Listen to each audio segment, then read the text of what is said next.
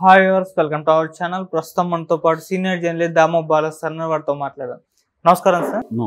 Sir, Jagan గారి ఘోర పరాభవం తర్వాత విజయమ్మ గారే రంగంలోకి దిగి అమెరికా నుండి వచ్చి ఆయన ఓదార్చడానికి వచ్చారని చెప్పేసి వార్తలు రావడం చూస్తున్నాం సార్. మరి నిజంగా అమెరికా నుంచి వచ్చారా?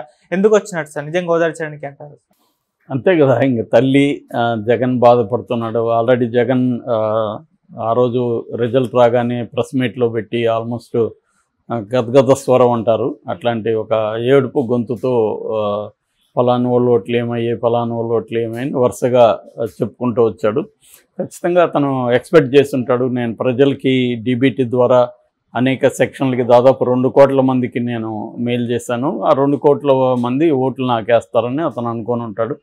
అందుకని అతను కాన్ఫిడెంట్గా దాదాపు 80 మంది ఎమ్మెల్యేలని మార్చడం, ఏదో సోషల్ ఇంజనీరింగ్ పేరుతో బీసీలకి ఎక్కువ ఇవ్వడం, ఎస్సీలు బలంగా చేయడం, తర్వాత నా బీసీలు, నా ఎస్సీలు, నా మైనార్టీలు ఇలాగ మాట్లాడడం, అట్లాగే ఉమెన్కి చాలా చేయడం, ఇట్లా రకరకాల అతను ఏంటంటే ముందు నుంచి కూడా నేను మా నాన్నలాగా కొన్ని బెస్ట్ పథకాలని కానీ ఇంట్రడ్యూస్ చేసి వాటిని 100% అమలు చేస్తే లీకేజెస్ లేకుండా వాళ్ళ ఓట్లంతా నాకే పడతాయి, ఎవరేం చేసినా జరగదు అని అతను నమ్మాడు. అందుకనే జగన్ వర్సెస్ జనం అన్న కాన్సెప్ట్లోకి వెళ్ళి అతను చేశాడు. సో దీనికి ఎక్కువ అప్పులు కూడా చేయాల్సి వచ్చింది. అప్పులు ఎలాగూ నేను చాలాసార్లు చెప్పాను, సెంట్రల్ గవర్నమెంట్ అంత పరిమితి ఉంటే అంతే చేస్తారు ఎవరైనా, బట్ ఎక్కువ అప్పులు ఎక్కువ చేసేసాడు అన్న ఇదైతే వచ్చింది. ఏదేమైనా చంద్రబాబు కూడా దానికి గుర్తించి అక్నాలెడ్జ్ చేశాడు. అందుకనే జగన్ కంటే నేను ఎక్కువ ఇస్తాను అన్నాడు తప్ప జగన్ ఇచ్చినవి నేనేని అని చెప్పలేదు. అంతకంటే ఎక్కువ ఇస్తా అన్నాడు. జగన్ తెచ్చిన సిస్టమ్స్ అంతా కూడా కంటిన్యూ చేస్తా అన్నాడు. మేబీ చంద్రబాబు చెప్పిన ఎక్కువ ఇస్తాడు కాబట్టి తన్నే ఎంచుకుందాం అనుకున్నారా, లేకపోతే జగన్ వైపు ఏమేమి తప్పులు జరిగాయి, ఆ 10 తప్పులు ఏంటి, 20 తప్పులు రకరకాలుగా వస్తున్నాయి. అది చంద్రబాబు ఓడిపోయినా కూడా ఇదే మాదిరిగా ఉండేది. చంద్రబాబు చేసిన 10 తప్పులు, చంద్రబాబు చేసిన 20 తప్పులు అని చెప్పేవాళ్ళు ఈ విశ్లేషకులు. ఏదేమైనా రెడీగా ఉండొచ్చు, విశ్లేషణ ఎటైనా చెప్పచ్చు మనం. సో ఏదేమైనా జగన్ అయితే ఓడించారు. సో ఈ క్రమంలో జగన్ ఇప్పుడు అనేక వైపుల నుంచి విమర్శలు ఎదుర్కొంటున్నాడు. ఒక పక్క వాళ్ళ పార్టీనే జగనే దీనికి కారణం, జగన్ పని విధానమే కారణం. సో అక్కడ ధనంజయ రెడ్డి, సజ్జల ఇలాంటి వాళ్ళ మీద డిపెండ్ అయ్యి మంత్రులను కూడా వెయిట్ చేయించేవాళ్ళు. ఎమ్మెల్యేలకి అయితే దాదాపు 40-50 మందికి అసలు అపాయింట్మెంట్ ఎప్పుడు ఇవ్వలేదు. ఆయన ఎవరు, మన మాణిక్యవర ప్రసాద్ ఓపెన్గానే ఆయన గుంటూరు జిల్లా వైసీపీ అధ్యక్షుడు, ఎమ్మెల్సీ, అంతకుముందు కూడా మాజీ మంత్రి, వాళ్ళ నాన్న దగ్గర కూడా మాజీ మంత్రిగా ఆయన పనిచేశాడు. అలాంటి ఆయనకే అపాయింట్మెంట్ ఇవ్వలేదు. ఆయన ఓపెన్గా నాకు ఎవరైనా ముఖ్యమంత్రి అపాయింట్మెంట్ ఇప్పించండి అని ఆయన అడిగాడు. సో ఈ స్థాయిలో జగన్ ఎవరిని కూడా ఎంటర్టైన్ చేయకుండా నేను జనానికి నేను మేలు చేస్తే జనం నాకేస్తారు, ఈ నెరేటివ్లోనే ఉండిపోయాడు అనేది వచ్చింది. దీనివల్ల అందరూ కూడా ఇప్పుడు విమర్శలు మొదలుపెట్టారు. ఆల్రెడీ కేతిరెడ్డి వెంకటరామరెడ్డి కానీ, తర్వాత ఆయన రాజా, ఇలాంటి వాళ్ళు కొంతమంది ఓపెన్గానే చెప్పడం మొదలుపెట్టారు. జగనే దీనికి కారణం, జగన్ పని విధానం, అతని చుట్టూ ఉన్న కోటరీ అనేది చెప్పారు. ఇట్లా రకరకాలుగా మొత్తానికి జగనే కారణం. ఎందుకంటే గెలిచినా జగనే కారణం, ఓడినా జగనే కారణం. అసలు ఎన్నికలే జగన్ చుట్టూ జరిగాయి. జగన్ మళ్ళీ రావాలా వద్దా అనేదే తెలుగుదేశం కూడా. తెలుగుదేశం మేము వస్తే ఏం చేస్తామనే కంటే కూడా జగన్ మళ్ళీ వస్తే ఆంధ్రప్రదేశ్ నాశనం అయిపోతుంది అన్న నెరేటివ్నే వీళ్ళు కూడా బలంగా తీసుకెళ్లారు.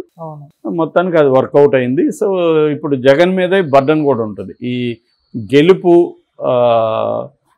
ఒక ఉత్సాహం కావచ్చు, గెలుపు క్రెడిబిలిటీ జగన్కి ఎలా ఉంటుందో, ఓటమికి సంబంధించిన భారం అంతా కూడా జగన్ మోయాల్సిన పరిస్థితి వచ్చింది. దీన్ని ఒంటరిగానే చేయాలి. కనీసం అతనికి ఒక 10 మంది ఎంపీలు అన్న 7-8 మంది ఎంపీలు వచ్చున్నా కూడా బీజేపీలో అక్కడ కొంత ఇది ఉండేది. కానీ ఇప్పుడు అతనికి వచ్చింది 4 కూడా ఇంపార్టెంట్ ఇవాళ ఉన్న కండిషన్లో, అది వేరే విషయం. కానీ ఇప్పుడు ఏంటంటే చంద్రబాబు లోకేష్ అయితే వదలడు. మోడీ వదిలినా, చంద్రబాబు వదిలినా లోకేష్ వదలడు జగన్ని. చంద్రబాబు కూడా జగన్ మీద తీవ్రమైన కోపమే ఉంటుంది. ఎందుకంటే తనని జైల్లో పెట్టించాడు. తను ఎప్పుడు ఎవరు జైల్లో పెట్టిస్తారని కళ్ళ కూడా అనుకున్నాడు ఆయన. సో అట్లాంటిది చివరి ఎన్నికల దగ్గరకు వచ్చినప్పుడు తనని 52 రోజులు జైల్లో కూర్చోబెట్టాడు. అట్లాగే అనేక కేసులు పెట్టాడు. సో అట్లాగే తనకి రాజగురువుగా భావించే రామోజీరావుని బాగా ఇబ్బంది పెట్టి ఆయన మానసిక ఆందోళనకి గురయ్యేట్టుగా చేశాడు. సో ఇలాగా జగన్ మీద తీవ్రమైన ఇది ఉంది కాబట్టి జగన్కి ఇప్పుడు అన్ని వైపుల నుంచి కష్టాలు మొదలైనాయి. సో ఇంత పరాభవాన్ని జగన్ కూడా ఊహించున్నాడు. ఇంత దారుణమైంది ఎవరు కూడా ఊహించలేదు. బేసిక్గా అందరూ కూడా ఏమన్నారంటే టైట్గా ఉంటుంది, ఎడ్జి అటు ఉందని కొంతమంది, ఎడ్జి ఇటు ఉందని కొంతమంది, స్వీప్ అనేది ఎవరు చెప్పలేదు. సో ఈ కాంటెక్స్ట్లో జగన్కి వాళ్ళ అమ్మ ఆమె రోల్ తీసుకుంటే ఒకప్పుడు జగన్ జైలుకి వెళ్ళినప్పుడు 17 నెలలు ఆ పార్టీని నిలబెట్టడంలో ఆ ఇంటి స్త్రీల పాత్ర ఉంది.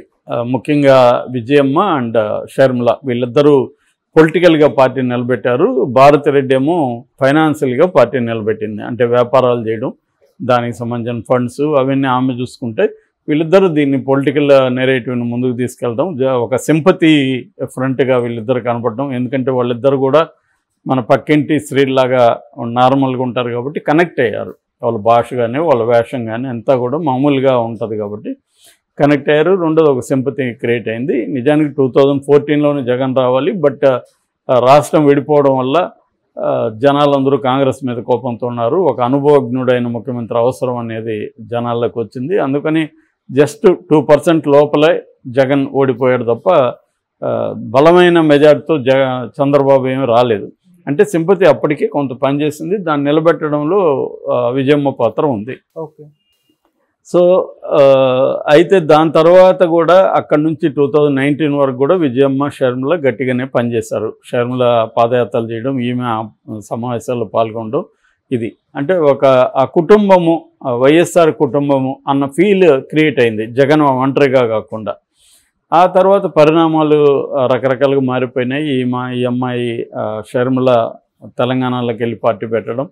సో దాంతో విజయమ్మ కూడా ఎట్లాగో జగన్ సీఎం అయ్యాడు, జగన్ అవసరం నాకు లేదు అంటే తల్లిగా ఇబ్బందుల్లో ఉన్న పిల్లల వైపు ఉండాలి తప్ప ఆల్రెడీ సెటిల్ అయ్యి హ్యాపీగా ఉన్న పిల్లల వైపు ఉండాల్సిన అవసరం లేదు అనే ఒక జనరల్ థియరీ ఏదైతే ఉందో దాని ప్రకారం ఏమే కూతురుతో కూడా ఇక్కడికి వచ్చేసింది. ఇక్కడ కూతురికి అండగా ఉన్నది, ఫైట్ చేసింది, అన్నీ జరిగింది. అయితే కూతురు తర్వాత అక్కడికే వెళ్ళి ఇప్పుడు అన్నా చెల్లె పోరాటంగా మారిపోయినప్పుడు విజయమ్మ ఎవరి వైపు ఉండాలనేది ఆమెకు ఒక తల్లిగా సంక్లిష్టమైన పరిస్థితి. ఆమె ఎవరి వైపు ఉండలేనుగా అని డిసైడ్ అయ్యి ఇద్దరికీ సపోర్ట్గా ఇద్దరు కూడా నామినేషన్లు వేసే పరిస్థితుల్లో ఉన్నప్పుడు క్యాండిడేట్లు అనౌన్స్ చేసేటప్పుడు ఇడుపులపైకి ఇద్దరికి తరపున వెళ్ళింది, ఇద్దరు తరపున ప్రేయర్ చేసింది, వాళ్ళ గెలవాలని కోరుకునింది. ఆ తర్వాత ఇక్కడ ఉంటే మీడియా వీళ్ళందరూ రకరకాలుగా ఉంటుందని ఆమె అమెరికా వెళ్ళిపోయింది.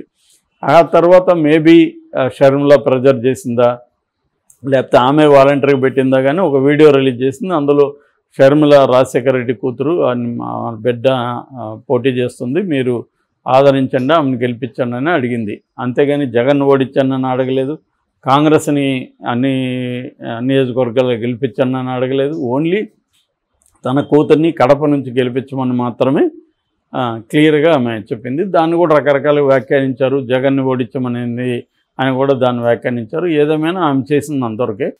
సో మేబీ ఆమె జగన్ని గెలిపించమని ఏమి ఇవ్వలేదు, కాబట్టి ఇవ్వలేదంటే అర్థం గెలిపించొద్దనే కదా అనేది కూడా అనుకోవచ్చు. ఏదేమైనా ఆమె అంతవరకే పరిమితమైంది.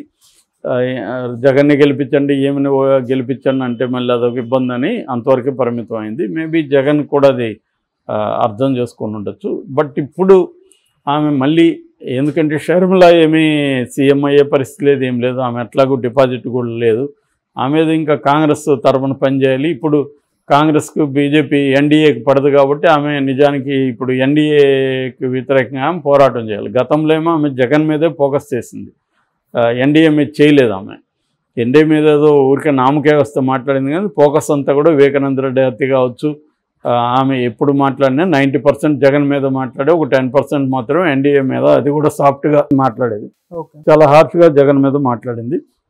ఇప్పుడు ఈమె విజయమ్మ ఒక ఓదార్చడానికి, ఒక అండగా ఉండడానికి జగన్ ఇంట్లోనే ఉంటూ జగన్ని కనిపెట్టుకొని ఉండడం, జగన్ బాధపడితే ఓదార్చడం, ఒక ధైర్యం చెప్పడం అనేది ఒకటి. రెండోది సింబాలిక్గా మా ఫ్యామిలీ మేము గట్టిగా ఉంటాము, ముఖ్యంగా నేను నా కొడుకుతో ఉంటాను అన్నది ఒక సింబాలిక్గా కూడా చెప్పడం. అంటే మళ్ళీ జగన్ని నిలబెట్టి జగన్ని మళ్ళీ గెలిపికి సిద్ధం చేయడానికి తల్లిగా ఆమె రోలు ప్లే చేయడానికి వచ్చినట్టుగా మనకు అర్థమవుతుంది. ఇది అఫిషియల్గా ఎక్కడా లేదు, కానీ దీని మీద విపరీతంగా వార్తలు వస్తున్నాయి.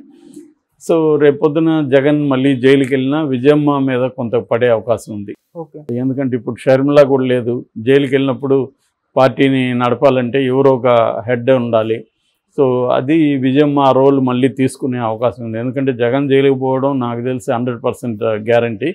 మోడీ పంపించకపోవచ్చు, ఎందుకంటే మోడీకి ఈ నలుగురు అవసరం అవుతారు ఎంపీలు రేపొద్దున. కానీ చంద్రబాబు అయితే ఖచ్చితంగా పంపిస్తాడు. ఆల్రెడీ ఆ పనిలో ఉన్నారు వాళ్ళు. అనేక స్కాములు బయటకు వస్తున్నాయి. ఏదో ఒక స్కామ్లో పంపించడం అంతసేపు ఇవాళ పెద్ద విషయం కాదు.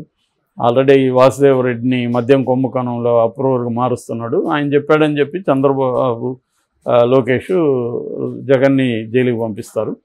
కాబట్టి ఈ టైంలో మళ్ళీ విజయమ్మ యాక్టివ్ అయ్యే అవకాశాలు మనకు కనబడుతున్నాయి. Okay sir, thank you so much sir.